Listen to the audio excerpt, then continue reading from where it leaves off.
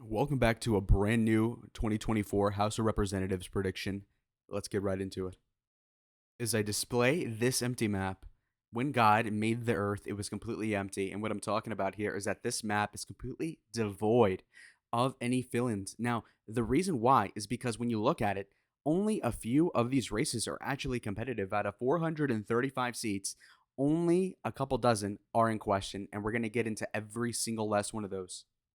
So, first and foremost, we must understand that while Donald Trump is winning the popular vote, according to the polls, by 1.2%, that there's a disconnect. And that, in fact, the generic congressional vote, which is all of the people voting in Congress theoretically, has Biden up by 1.4. And by Biden, I mean the Democrats, which work part and parcel with Joe Biden, of course. Now, when you look at it that way, it looks pessimistic for Republicans. But let me show you how they retain the House.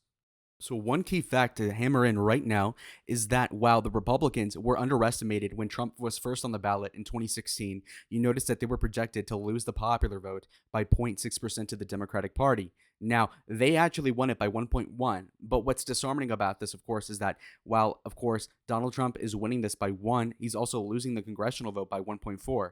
Now, what's interesting about this is that while the Democrats lost the popular vote in 2016, they still gained 6 seats. And so the popular vote is not the end all be all when it comes to this. It's a little more complicated. More good news for the Republicans. When you look at this, you'll notice that Nancy Pelosi lost 13 seats in 2020 despite winning the popular vote in the congressional generic ballot by 3.1%. Okay, so that's big news for the Republicans because if they're losing the popular vote by 1 and they gain seats despite being down 30, then that's good news for them. Now, look at this. The generic congressional vote in 2020 oversampled the Democrats. In fact, they had them projected at winning 7% when they, in fact, at the end of the day, only won 3%. So that's very evident that even though Donald Trump lost in 2020, that the House still gained seats for the Republican Party. Now, that's after the bloodbath of 2018. But let's move on and further prove my case. So, of course, in 2022, it was a red puddle, but that's still something. And whatever sauce Kevin McCarthy brought to the table was about amounting to maybe 9 votes in general. So when you look at it, he won the popular vote by about 2.8%, despite only gaining 9 seats. Now, when you look at the RCP aggregate, you'll notice that they underestimated Republicans a little bit. So that's a good sign for the Republican Party. But let's get right into the election as we see it today. So right now, there's about 210 congressional seats that are locked in for the Republican Party. So, getting to our first candidate, we're looking at David Schweikart in Arizona. So, that's a swing state where Trump is winning the general vote in the state by about 5%. Now, that's very promising. That being said, a lot of the benefites you can give to Trump having credence to win Arizona is due to RFK and other third party externalities that don't really positively affect people like Schweikart on the congressional level. That being said, he's still winning the state by enough for that to not be an issue. Now, when you're looking at a polarized election like the one we have today, and what's upcoming, you're really looking at one in which Donald Trump is going to be the end all be all. And basically he's going to be the guy that is going to ascertain who wins or not. And so when you have his endorsement, you're going to get more or less in line what he gets vote share wise. Okay. So what matters not so much is about candidate quality, but just as long as they're riding the coattail enough that they don't get off the banana boat. Okay. So when we're looking at it that way, I think David Schweikart would win this narrowly. Now, he is scandal prone, but when you look at the opponents, they're not bringing their A game. And when you're looking at his history, he's had these issues before and still won under worse presidents. So when you're looking at it that way, his term starting in 2011 is going to continue into 26 because evidently I think he's going to win. Now, moving on, I think Juan Ciscomani is another lock in case. A guy who, for whatever reason, is more popular than Donald Trump and is probably going to win. Now, I've met this guy before. Juan is actually a pretty stick-up individual, and what I mean is that he's like very much rigidly towards the middle of the caucus in the Republican context. Now, what's awesome about this is that he appeals right to that suburban Mexican white kind of coalition that is typical of somebody who wins in Southern Arizona. So when you're looking at somebody who represents my district, you can honestly see that the guy is poised to win. Now, the reason I say that beyond what I just said before is in addition to all that is that he's more amenable. There's less to hit him on because he not only has like the Trump support, but is also more optical. And so when you look at it that way, then it's pretty much a shoe-in that if Trump wins, he wins. Because when you look at his district, Biden had won it in 2020 by 0.1%. Dubious, yes, but that's still technically a dub. So when you look at it that way, he outperformed by 1.6. So if Trump wins the state by 5, what is it to say that Juan doesn't win by 6 in his district? So I think that's a very obvious lock-in for Cisco Mani. That being said, when we're moving on to John Duarte, this one's a very difficult one because you have a very white presenting guy with a Spanish name. That being said, that's not even the deal breaker. We're talking about a guy in California's District 13. Now, when you look at that state in and of itself, you're seeing a rightward trend that is not usurping any sort of state level office, whether that be attorney general or governor. No recall is going to replace the Democrats. But at the lower strata, there is a representative shift. And when you look at people like David Valadeo, again, these types that are maybe rhinos in a primary, that could be antagonism. They could suffer antagonism. That being said, they seem poised to do well in a general election. So when you look at him in 2022, winning by 0.5 in an election that favored the Republicans in a district that was natively negative 11 for Republicans, it's a very difficult thing to call. That being said, I would give him the nod, if only because I think 24 might actually be more favorable in a general circumstance to candidates down ballot than it would be in 22, not only for higher turnout, but instead also the abortion issue being less of a problem, especially in a place like California that doesn't have changes in the rules, such as other places like Alabama, where they might impose a restriction, or in fact in Arizona, where there was a huge restriction that sought remedying by the state level politicians because it was so bad politically for them to just stand by some draconian rule from the 1800s. So now looking back at it, I think John Duarte is poised to win. This is probably the most far-fetched one, but I still back him. So David Valadeo, again, similar problem. So Valadeo, of course, won in a district positive 15 compared to Trump. And what I mean is that when he did win, it was in under certain circumstances that were difficult. And not only that, but he's a guy who's been amenable to DACA, has been very open on the immigration thing. Now, that might have actually worked years ago, but there is more of a tinge that is hard right on immigration, even the left. Where is Trump beating Biden, you might ask? Well, it's on immigration primarily. Well, when it comes to that, of course, Valadeo is not that strong, but I really doubt the Democrat is very much better than that. And I doubt it's even the case that he's better. So when it comes to that, I think Valadeo has the right angle on immigration. Unfortunately, it's more liberal than I would like. That being said, I still think he's poised to win because, again, he won under worse circumstances than now. We have a situation in which the Republicans won the popular vote in the congressional ballot by a couple percentage points in 2022, but it's also seeming like Trump is going to win that as well by 2 or 3%, at least for now. And so, I mean, if you give it that way, plus you notice that Valadeo had a 3% cushion. If you look right here. So basically, if we have a similar popular vote in general for the nation and you give him a 3% cushion, I think he cannot screw that pooch. And so when you look at it that way, I think it's a slight win for Valadeo. Garcia, another interesting circumstance. Okay, so in 2020, he did 18% better than Trump, which is remarkable, against a pretty unpopular Democrat white lady, blonde, I think Kirsty Smith or whatever. Anyway, this chick was insane. And what's more is that Georgia Whitesides doesn't have any sort of national appeal. And when you look at the guy, I mean, you don't know who that is. Now, when you're asking to dethrone a guy who's popular in his district, like Mike Garcia, you must ask, wouldn't you have national coverage? Some guy like Connor Lamb in Pennsylvania a couple years ago had that clout. This George Whiteside fellow does not have it. And so when you're looking at it from the macro view, you can notice that Mike Garcia is poised to win. And again, these other guys are going to be a trifecta in California of blue district Republicans. That's the way I think. Now, looking towards Katie Porter. So she is retiring to run for Senate. Now, that is an opportunist if I've ever seen one.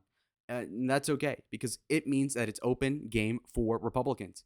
If you look at the congressional level, you'll notice that it only went 3.4% last time for the Democrats. So is there going to be a 3.5% recompense for the Trump support in 24 as compared to the last election? We must look into that.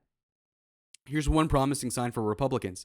If you look at Scott Baugh, the guy already ran last time and lost, which is a bad look. But on the other hand, you have to notice that the girl that beat him left the seat, so it's wide open. And so Scott Baugh has had another 2 years of straight up just pre-gaming the whole election. What that means is like canvassing the entire district, whether that means fundraising for that interlocking period, that sort of thing, that sort of purgatory that district is now in because she's deciding to run for Senate seems to leave it a little more favorable for Republicans than you'd expect. And so given that circumstance, it seems like Scott Baugh has a slight favorability in this case. Now, when you look at his credentials, again, he seems to have a ton of experience. What that means most likely in California politics is that he's amenable to the center. Because, of course, to be elected in California, in a lot of circumstances, you got to be pretty purple. And so if you look into people like Arnold Schwarzenegger in the 2000s, people like that ilk, they were successful because they played the center. And I think that Scott Baugh can totally do that. So I think this is a flip technically. Lauren Boebert is a terrible candidate, but she's likely to win no matter what. Now, Yadira Carrero or whatever, Caraveo, that is a difficult say because, of course, this election is not being covered in Colorado. That being said, Colorado last election was very favorable to the Democrats, whether that be demography, whether that be immigration, being liberal, but as well as, of course, the hippies in Boulder and these folks. Now, Colorado's 8th is a little different. When we break down the minute details, you'll notice right off the bat that Barbara Kirkmeyer, who nobody knows about, actually got really close to winning the state. And what's interesting about Colorado is that I think it'll trend pretty hard right compared to 2020 even. So again, Joe Biden won the state by upwards of 10% in 2020. I think he's going to win it by maybe 5 or 6. So that's a 5-point swing. You take 5 points away from Yadira Caravero or whatever, you'll notice immediately that that's going to flip the seat. And so that's what makes me confident about this. Plus the lack of media coverage, it makes it seem as if she's not getting the big money, as if they're, the Democrats are on the back foot. And so for them to invest in Colorado doesn't seem smart when they've got Arizona to worry about, whether they have to shore up California or New York. And so I think that's a flip, low key. Now, Jahana Haynes is interesting because she underperformed the president by upwards of 10% in Connecticut, which is not super favorable to Republicans. Looking into the electoral history for Jahana Haynes is an indicative sign that the Republicans are going to flip the seat because if you look at George Logan's result, he got 49.61% in a 1v1. Now, that's impressive in Connecticut for one, but also, too, you have to understand that the circumstances of the election at the national level is going to look more favorable for Donald Trump than you would expect. When we look at the affiliation for the district overall, you look at the 2020 election result, you'll notice that it was D+3. When you look at the last election, it was D+3. The result is going to be pretty different, okay? Now, when you look at 2020, it doesn't look the same way. So what I mean is that while Biden won it by 11, you'll notice that the Republican got about 10 points closer to that.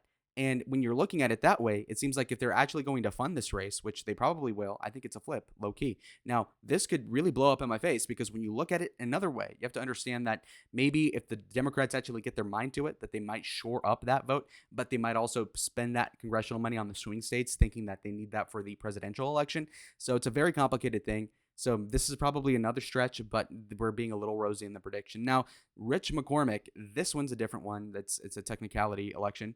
The other one that we want to talk about is Eric Sorensen in Illinois 17. Now, this is surrounding a lot of deep blue states trending red. Now, to the extent that they will flip the state, not going to happen, but it is in question whether they be within 10 points, whereas they usually go by 20.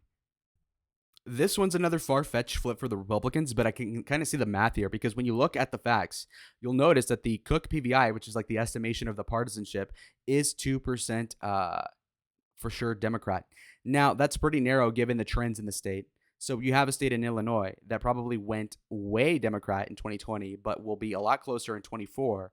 That being said, would that be enough to flip it? Now, you have to understand that when you look at the person that he went against in Esther Joy King, Esther was not known nationally or anything like that. And when you look at the primary results, these are very unenthusiastic numbers. I mean, the turnout is merely a fifth of the actual general election. So what that kind of shows to me is that they don't really have much going on in terms of funding for this race. And so it's a question of how much the Republicans are putting into this. Okay. And I mean, there's some other things that might make you think that that the guy is not the most conventional candidate, but we have to look into that. But I think more or less that he might win, though. It's a very difficult one, but given how many far-fetched ones already gave to the Republicans, I'll leave this blue. But this could definitely be incorrect of my saying. Now, Indiana, Frank Moran, I think he's going to stay. The video is already really long. Now, on the other hand, I think Alyssa Slotkin is very promising. I think Alyssa Slotkin retiring for U.S. Senate basically screwed the Democrats in this district for one, because, of course, she was really good for funding and fundraising. And so when you look at it that way, that's not going to the district. It's going to the Senate level. And so that's going to be a sacrificial lamb for the Democrats just to probably lose to Mike Rogers or whoever's running for Senate there for the Republicans. Now, you look at Jared Golden, I think he's going to win. He's an amazing politician, very favorable to both sides. And what I mean is that his appeal is really spot on. And so I think he'll remain there. Now, Dan Kildee is not running for Michigan's 8th. Now, he's an old politician. That being said, when you look at it one way, he really sucked as a politician. I don't know. Let me see. Okay, apparently I read this wrong. He outperformed Biden by 10%. Okay, Biden won it by 2, he won by 10. So that's a very scary proposition. Very scary proposition. So when you're looking at it that way, it's an open seat. It's an open seat. Now, what's interesting, of course, is that in Michigan's 8th, Biden only won by 2. Trump is going to win the district probably by like 2 or 3. And so, I mean, I think any generic Republican would win that one. And I think nobody's talking about this on Twitter. They're not talking about it in the news, but this could be a flip for sure. John James, I think that should, all things being considered, ought to be Republican. Again, we're looking at it through the lens of a Trump winning the popular vote by upwards of 1 to 3%. So, I mean, just, a rising tide lifts all boats. So, I mean, that works in the congressional level as well. Angie Craig in Minnesota's 2nd district, I think is probably going to hold on. Now, she underperformed Biden, which is interesting. But do I see this changing more than 5% at the district and national level? No. So I think that's going to stay. Ryan Zink in Montana. I mean, you lose Montana, you ought to you ought to be eating buffalo chips the rest of your life because that's pathetic. So he's got to stay on, or else I look like an idiot. North Carolina's 1st district. Again, North Carolina's looking strong Republican. You might see people calling it a battleground state, but I mean, if Trump loses North Carolina, I'm going to have to lose all my money because I'm definitely putting money on Trump winning North Carolina because there's no way he's going to lose that, okay? Now, Lauren Buckhout, we've not heard anything about her, but Don Davis seems to be a new politician. He's black. Maybe that helps a little bit. That being said, the district was only won by Biden by 1.7. And I think that Trump's going to do more than 2% better in North Carolina this time around. So I think that will be a flip. Kathy Manning is not running for re-election. She seems old. Now, Addison McDowell is a new guy. I think it's Addison McDowell. Is that a girl? Let's see. It's a guy. That's a fat guy. Anyway, that ought to stay red. Moving on, I think another one that's in question is Don Bacon. Don Bacon is a very high overperformer. And while the trends are very negative for Don Bacon, the Republicans ought to be able to shift some things around, whether that be funding in Nebraska. I mean, honestly, there should not be $1 spent in in Nebraska that's not spent on the 2nd district, just given the one electoral vote and the significance of that. Beyond that, even the congressional district, again, I think he's going to do well with fundraising, as well as I think that he's going to outperform Trump, and Trump will get the district closer, I think, this time than 2020, but I could be wrong. We'll see. Chris Papas, I think he'll win easily. New Hampshire's not a favorable state for Republicans overall, unless you're Sununu. Tom Keene. I think Tom Keene will win the state. It's pretty simple when you look at the math, okay? If either of these are red at any point, I think that the candidate's likely to win, okay? Gabriel Vasquez, this is interesting. This was a +6 for Biden, and this was a negative 4.2 vote share. Okay, so we underperformed Biden, which is interesting. I think this might be a flip low-key, okay? New Mexico might revert a lot, given the fact that the Democrats have screwed the pooch when it comes to natural resources and fracking, which is a huge industry in New Mexico. And again, the immigration thing affects the Mexicans the most, because do you want to deal with Guatemalans and these illegal Salvadorians, MS-13? You really don't want that. So now, Susie Lee. This is a close one, but I think it's staying Dem. But either way, Anthony Despacito, he's going to get felted. Nah, it's done. If it's 14 points blue, it's not going to shift that much, okay? Mike Lawler, similar concept. I think that's going blue. Mark Molinaro, on the other hand, I think that ought to stay red because, again, the shifts in New York are going to be higher than 5, I think, but less than 10. Brandon Williams, that's going to stay blue. Hopefully it won't. Now, Marcy Kaptur, honestly, if she's really outperforming the Biden-Trump thing by 15 on her own, I think she's going to stay blue, which is impressive that she gets those numbers. That's like insane. Amelia Sykes, that's also staying blue, I think. Ohio, see, Trump's pretty maxed out in Ohio. He would have to win it by like 13 or 14 for it to be contested, if you use my logic. So I think that's staying blue. Lori Chavez de Remmer, I think she'll do fine. Because, again, she won it by 2. Again, Trump's going to get this margin a little closer in Oregon, I would probably say. Susan Wild, I think that's a flip, too. That's a very good race. Again, very close. Trump's going to do way better in the state of Pennsylvania by about a margin of like 4% difference. Matt Cartwright, I think he's going to get completely destroyed, too. When you look at Robert Breshanahan. Scott Perry, great Republican. He's a very good electoral person. What I mean is like candidate. Chris Deluzio is probably going to stay in there, low-key. Vicente Gonzalez, again, same thing. Jen Kagans, she'll stay. Abigail Spanberger, she'll stay, unfortunately. She's a spook. Oh, retiring to run for governor. That's interesting. That's interesting. I think the Democrat still wins because Virginia's so hard Democrat, but I could see it change. If the state becomes kind of purple, then you could see it flip. But until then, I think that will be the standard bearer for the consensus vote in Virginia. Mary Perez, I think, will get kicked out of her office because obviously, if Trump won the state, then it's going to get more red. So I think that's going to be great. Derek Van Orden should be able to stay in Wisconsin if Trump's going to win the state. So now let's see the final result, folks. And you see that Republicans win 229 seats to the Democrats 206. Again, this is a favorable look for the Republicans. This is assuming that Trump wins the popular vote by a good amount. That being said, of course, this is probably not going to be the case. I predict, if anything, that it'd be like 225 and the Democrats get like 210 ish. If you look at the current House, of course, it's only a 5-vote lead for the Republicans. So this gives them what you call headspace, leg room, and whatnot. So it's like going from Spirit Airlines to American, at least. So with that being said, we'll see y'all on the next one. Adios.